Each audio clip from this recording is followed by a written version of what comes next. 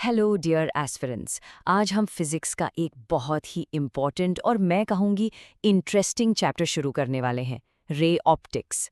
मैं जानता हूँ इसका नाम सुनते ही ना दिमाग में आते हैं ढेर सारे फॉर्मूलाज, अजीबोगरीब डायग्राम्स और सबसे बड़ी प्रॉब्लम साइन कन्वेंशंस। प्लस कहाँ माइनस कहाँ। कॉन्सेप्ट तो समझ आ जाता है, पर जब न्यूमेरिकल सॉल्व करने बैठते हैं तो आंसर ही नहीं आता। सही कह रहे हो ना? यही प्रॉब्लम होती है ना आप सबके साथ। तो चिंता मत करो, आज इस सेशन के बाद ऑप्टिक्स आपका सबसे स्ट्रॉन्ग, सबसे फेवरेट टॉपिक बन जाएगा। ये मेरा प्रॉमिस है। हम इस चैप्टर को एकदम जीरो से, बिल्कुल बेसिक से उठाएंगे। तो चलिए शुरू करते हैं ये सफर कंफ्यूजन से क्लैरिटी की तरफ। रेडी हो? ये देखिए, ये है हमारा आज का रोड मैप। हम शुरू करेंगे बिल्कुल बेसिक से कि लाइट क्या है। फिर हम मिरर्स से रिफ्लेक्शन समझेंगे, उसके बाद रिफ्रैक्शन और टोटल इंटरनल रिफ्लेक्शन। फिर आएंगे लेंजेज और प्रिज्म्स पर, और एंड में देखेंगे कि इन सब से ऑप्टिकल इंस्ट्रूमेंट्स कैसे बनते हैं। और लास्ट में एक क्विक रिकैप तो बनता है। तो चलिए section 1, light the straight story. जैसा कि नाम से ही क्लियर है, हम बिल्कुल ABC से स्टार्ट कर रहे हैं। जिनको पहले से आता है उनका अच्छा रिविजन हो जाएगा, और जो पहली बार पढ़ रहे हैं उनके लिए एक सॉलिड फाउंडेशन बन जाएगी। तो सबसे पहला और सबसे बेसिक सवाल, व्हाट इज लाइट? आखिर ये है क्या? देखो, लाइट बेसिकली एक तरह की एनर्जी है, एक इलेक्ट्रोमैग्नेटिक रेडिएशन। और इसके पूरे स्पेक्ट्रम में से हम इंसान सिर्फ एक छोटा सा हिस्सा ही देख पाते हैं, जिसे हम विजिबल रेंज कहते हैं। ये लगभग 400 नैनोमीटर से 750 नैनोमीटर तक होता है। और इस पूरे चैप्टर के लिए सबसे इंपॉर्टेंट बात जो हमें मानकर चलनी है वो ये है कि लाइट हमेशा एक स्ट्रेट लाइन में ट्रैवल करती है। इसीलिए तो चैप्टर का नाम रे ऑप्टिक्स है। लाइट के इस एक सीधे रास्ते को हम कहते हैं रे। और जब ऐसी बहुत सारी रेज एक साथ चलती हैं तो उस बंडल को हम कहते हैं बीम। सिंपल है ना? और हाँ, लाइट की स्पीड, वैक्यूम में इसकी स्पीड होती है 3 × 10⁸ मीटर्स पर सेकेंड। ये यूनिवर्स की अल्टीमेट स्पीड लिमिट है, इससे तेज कुछ नहीं। इसको हम C से डिनोट करते हैं। ये वैल्यू हमेशा याद रखना। ओके, तो अब लाइट चलना शुरू हो गई है एक स्ट्रेट लाइन में। अब सोचो उसके रास्ते में अगर कोई सरफेस आ जाए तो क्या होगा? सबसे पहली पॉसिबिलिटी क्या है? कि वो उस सरफेस से टकराकर बाउंस बैक करके वापस आ जाएगी। बस इसी फिनोमेनन को हम कहते हैं रिफ्लेक्शन। सिंपल, टकराकर लौट आ। अब ये रिफ्लेक्शन चाहे सरफेस प्लेन हो या कर्व्ड, ये हमेशा दो सिंपल से रूल्स फॉलो करता है। इन्हें हम लॉज ऑफ रिफ्लेक्शंस कहते हैं। पहला रूल, एंगल ऑफ इंसिडेंस हमेशा एंगल ऑफ रिफ्लेक्शन के बराबर होगा, यानी I = R। और दूसरा रूल, आने वाली रे यानी इंसिडेंट रे, टकराकर जाने वाली रे यानी रिफ्लेक्टेड रे, और सरफेस पर जो हम परपेंडिकुलर बनाते हैं यानी नॉर्मल, ये तीनों हमेशा एक ही प्लेन में होंगे, जैसा कि आप इस डायग्राम में देख सकते हैं। ओके बच्चों, अब आते हैं इस चैप्टर के सबसे इम्पोर्टेंट हिस्से पर। इसको प्लीज बहुत ध्यान से सुनना। यही वो जगह है जहां मैक्सिमम स्टूडेंट्स गलती करते हैं। ये है कार्टेशियन साइन कन्वेंशन। अगर ये रूल्स मास्टर हो गए ना तो आपसे न्यूमेरिकल में कभी गलती नहीं होगी। रूल नंबर 1, सारे डिस्टेंसेस मिरर के सेंटर यानी पोल से नापे जाएंगे। पोल हमारा ओरिजिन है। रूल नंबर 2, जिस डायरेक्शन में इंसिडेंट लाइट आ रही है वो डायरेक्शन हम पॉजिटिव लेंगे। रूल नंबर 3, उसके आने वाली डायरेक्शन के ऑपोजिट जो भी डायरेक्शन होगी वो नेगेटिव होगी। रूल नंबर 4, प्रिंसिपल एक्सिस के ऊपर की सारी हाइट्स पॉजिटिव होंगी।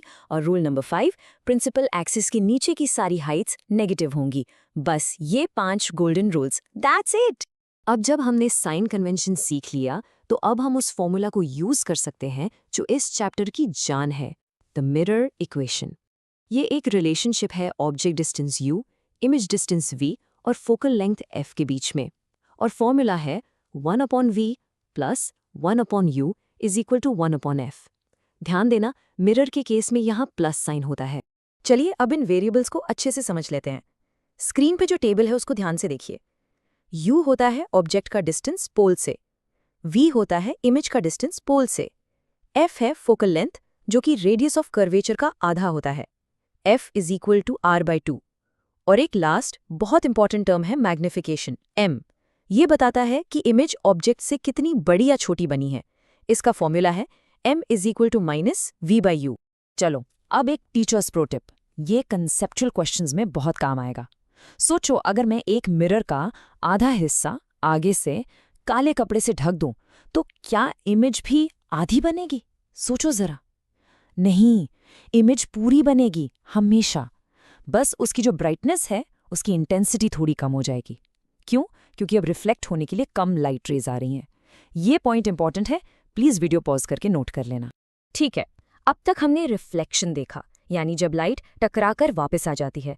लेकिन हमेशा ऐसा तो नहीं होता ना, कभी कभी लाइट सरफेस के आर पार भी तो चली जाती है, जैसे हवा से पानी में या पानी से ग्लास में। जब लाइट अपना मीडियम बदलती है तब वो थोड़ा सा बेंड हो जाती है।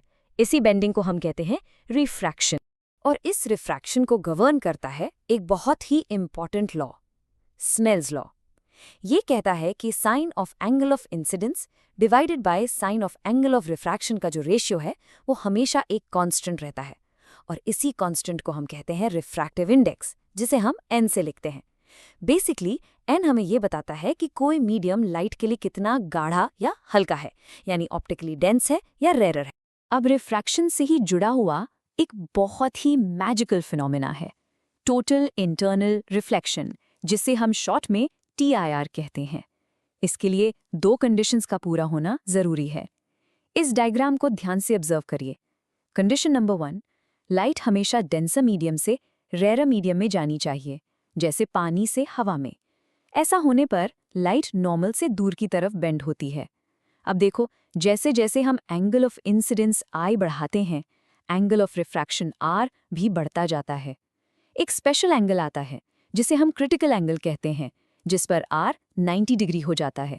और अब जैसे ही हमने एंगल ऑफ इंसिडेंस को क्रिटिकल एंगल से थोड़ा सा भी ज्यादा किया, लाइट रिफ्रैक्ट करना बंद कर देती है। वो पूरी की पूरी रिफ्लेक्ट होकर वापस उसी मीडियम में आ जाती है। This is total internal reflection. और ये TIR ये सिर्फ फिजिक्स की किताबों में नहीं है, इसके एप्लीकेशंस कमाल के हैं। प्रिज्म्स इसका इस्तेमाल करके लाइट को 90 डिग्री या 180 डिग्री पर मोड़ देते हैं। जो हाई स्पीड इंटरनेट हम यूज़ करते हैं वो ऑप्टिकल फाइबर्स के थ्रू आता है, जिनके अंदर डेटा TIR की वजह से ही बिना लॉस के ट्रैवल करता है। और मेडिकल फील्ड में डॉक्टर्स एंडोस्कोप की मदद से बॉडी के अंदर देखते हैं, वो भी TIR का ही प्रिंसिपल है। चलिए, तो अब हमें रिफ्लेक्शन भी पता है और रिफ्रैक्शन भी पता है। अब हम इन दोनों कॉन्सेप्ट्स को यूज करके लाइट को अच्छे से बेंड करना सीखेंगे लेंसेज और प्रिज्म्स की मदद से। लेंसेज के केस में ये 3 फॉर्मूला सबसे इंपॉर्टेंट है। पहला, थिन लेंस फॉर्मूला। यहाँ पे थोड़ा ध्यान देना, ये मिरर फॉर्मूला जैसा ही है, बस यहाँ प्लस की जगह माइनस साइन है। 1/v minus 1/u is equal to 1/f। इस गलती से बचना है। दूसरा है लेंस मेकर्स फॉर्मूला, जो एक लेंस की फोकल लेंथ को उसके मटेरियल और कर्वेचर से रिलेट करता है। और तीसरा, power of a lens. Power is simply 1/, focal length, लेकिन याद रखना इस फॉर्मूला में फोकल लेंथ हमेशा मीटर्स में होनी चाहिए। तो हमने लाइट के बेसिक्स, रिफ्लेक्शन, रिफ्रैक्शन सब कुछ समझ लिया।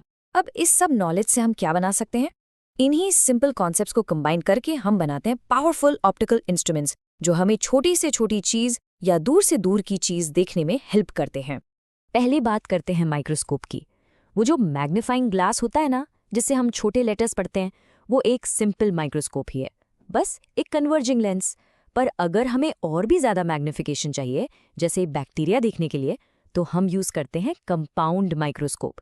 इसमें 2 लेंस होते हैं, एक जो ऑब्जेक्ट के पास होता है उसे कहते हैं ऑब्जेक्टिव, और एक जो आंख के पास होता है उसे कहते हैं आईपीस। और टोटल मैग्निफिकेशन इन दोनों के इंडिविजुअल मैग्निफिकेशन का प्रोडक्ट होता है। अब आते हैं दूर की चीजें देखने के लिए, यानी टेलीस्कोप पर। अब यहाँ एक जंग चलती है, refracting versus reflecting telescope. Refracting telescope lenses use करता है, जिसमें एक प्रॉब्लम होती है जिसे कहते हैं क्रोमैटिक एबरेशन, मतलब इमेज में अजीब से कलर्स दिखते हैं। और बड़े बड़े लेंसेज बनाना और उन्हें सपोर्ट करना बहुत मुश्किल और महंगा होता है। दूसरी तरफ रिफ्लेक्टिंग टेलीस्कोप में ऑब्जेक्टिव की जगह एक बड़ा सा कनकेव मिरर यूज होता है। इसमें क्रोमैटिक एबरेशन की प्रॉब्लम होती ही नहीं, और मिरर्स को सपोर्ट करना लेंसेज से काफ़ी आसान होता है। इसीलिए आजकल जितनी भी बड़ी प्रोफेशनल टेलीस्कोप्स हैं वो सब रिफ्लेक्टिंग टाइप की ही होती हैं। चलिए, तो हमने इस चैप्टर के सारे इम्पॉर्टेंट कॉन्सेप्ट्स को कवर कर लिया है। अब एग्जाम से पहले ये सारी चीज़ें दिमाग में अच्छे से बैठ जाएं, इसके लिए चलिए एक बार फटाफट सब कुछ क्विकली रिवाइज करते हैं। यहाँ पे ध्यान देना, की takeaways. Number 1, laws of reflection and refraction, यानी I = R और स्नेल्स लॉ, ये तो फंडामेंटल्स हैं। Number 2, sign convention is the king. Numerical solve करने हैं तो इसको मास्टर करना ही पड़ेगा। नंबर 3, टीआईआर की 2 कंडीशंस, डेंसर से रेरर मीडिंग और एंगल आई क्रिटिकल एंगल से बड़ा होना चाहिए। नंबर 4, मिरर फॉर्मूला में प्लस, लेंस फॉर्मूला में माइनस। और आखिरी पॉइंट, रिफ्लेक्टिंग टेलीस्कोप्स रिफ्रैक्टिंग से बेटर होते हैं क्योंकि उनमें क्रोमैटिक एबरेशन नहीं होता। अगर ये पॉइंट्स याद रहे तो क्वेश्चन का आंसर ईजी हो जाएगा। चलिए इस सेशन को एक सवाल के साथ एंड करते हैं। हमने इस पूरे चैप्टर में लाइट को एक सीधी लाइन, एक रे माना, और हमारे सारे रिजल्ट्स अच्छे से काम भी कर रहे हैं। लेकिन हम सब जानते हैं कि लाइट एक वेव भी है। तो सोचो जरा, अगर लाइट एक वेव है तो फिर ये सीधी लाइन वाला कॉन्सेप्ट रे ऑप्टिक्स इतने परफेक्टली काम क्यों करता है? इसका जवाब हम ढूंढेंगे अगले चैप्टर वेव ऑप्टिक्स में। हमेशा याद रखिए, consistency is key. Keep practising. If you find this video helpful, do like, share and subscribe.